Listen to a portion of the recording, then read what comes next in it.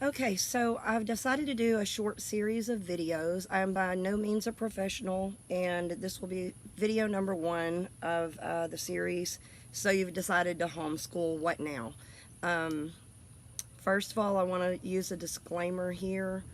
I am not advocating for anyone making the decision to homeschool because there are just so many factors that you need to decide that before you're even watching these videos. So, with that being said, if you've already decided to homeschool, continue watching. Or maybe if you're pondering it, continue watching because I can answer some questions about it. I've been homeschooling for 12 years, 5 kids. Um, so, the first thing, I'm going to try to look at notes so I keep myself on track and we keep these videos really short so you can come back to them based on the subject matter that you have. You've decided to homeschool, you have a lot of questions. You likely don't know where to begin.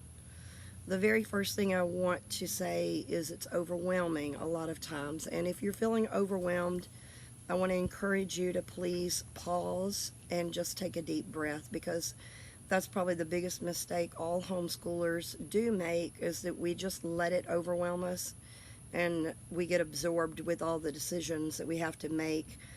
We'll spend hours researching curriculum and homeschool school styles, and we will stay up all night. And at 2 or 3 o'clock in the morning, we will think we've got to figure out how everything is going to be done. We'll try and figure out if we need to laminate things or not laminate things. And then we don't go to bed. And then when our kids are up at 7 or 8 o'clock the next morning, then we're too exhausted and we find ourselves butting our head against the wall, tired and a little confused because we still didn't figure out everything that we stayed up late last night to figure out. So, what I would say is take a deep breath, pause, breathe, don't get in a rush. There is nothing to be in a rush about.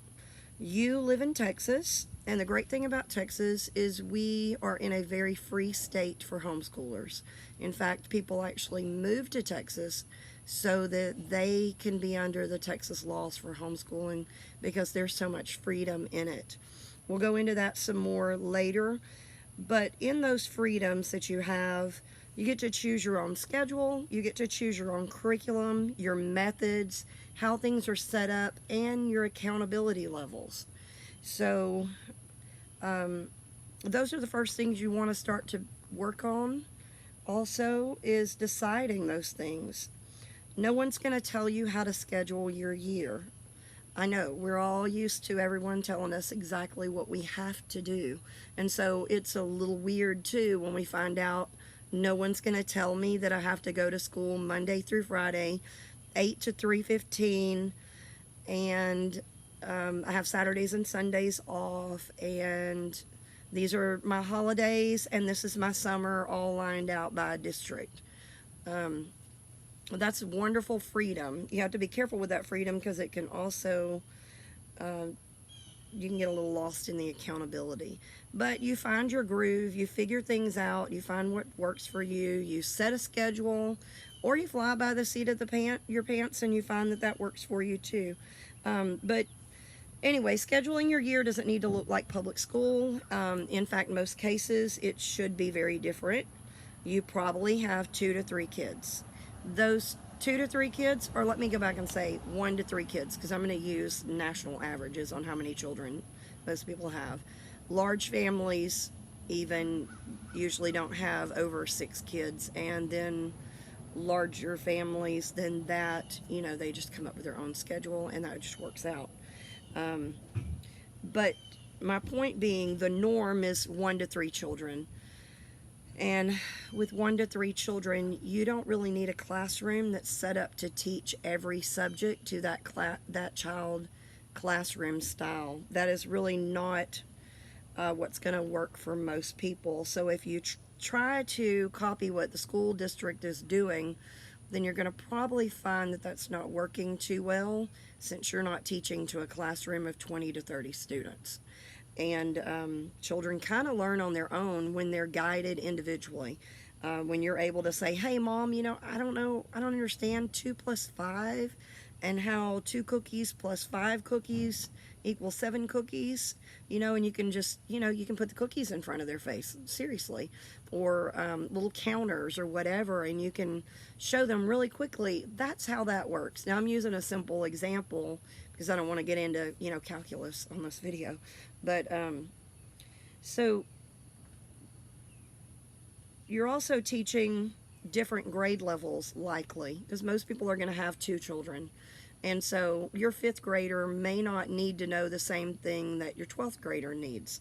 Well, your 12th grader, first of all, is going to probably be an independent learner by that time. And you're going to give them their supplies and their curriculum, their books, or their videos, or whatever method you choose, and they're going to be able to self-lead and then just come to you when they're needing something. Okay, so there's a lot of freedom in that also. Your 5th grader is going to need a little bit more guidance. That's going to be the one that's going to hit some hard moments, and they're going to need to pull you in, but they're pretty independent learners also. You can give them a direction like, I need you to read 30 minutes and go do your reading assignments.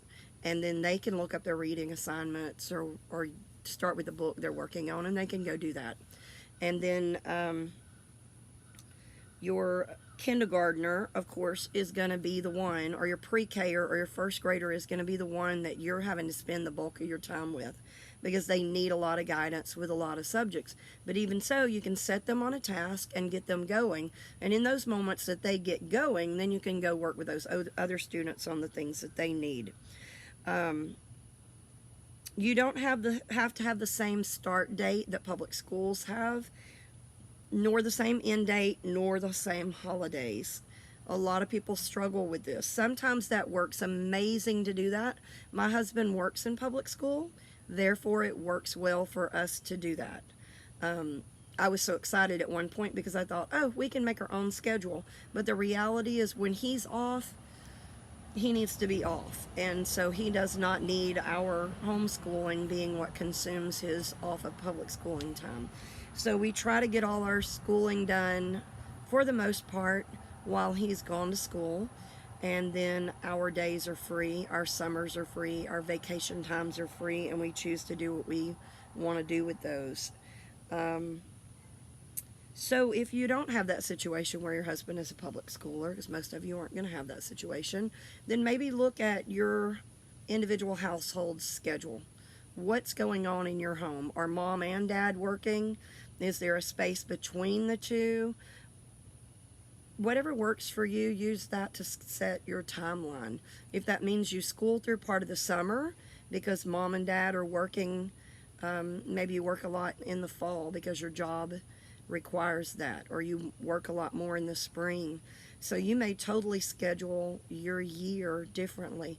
But my main point of this video is to let you know some of those basics and say relax. Walk away when it gets overwhelming. When you're sitting down working on it, take a moment, go outside, and that's why I'm doing these videos outside. I don't want to do this sitting at a school desk where you think your whole life is consumed by school.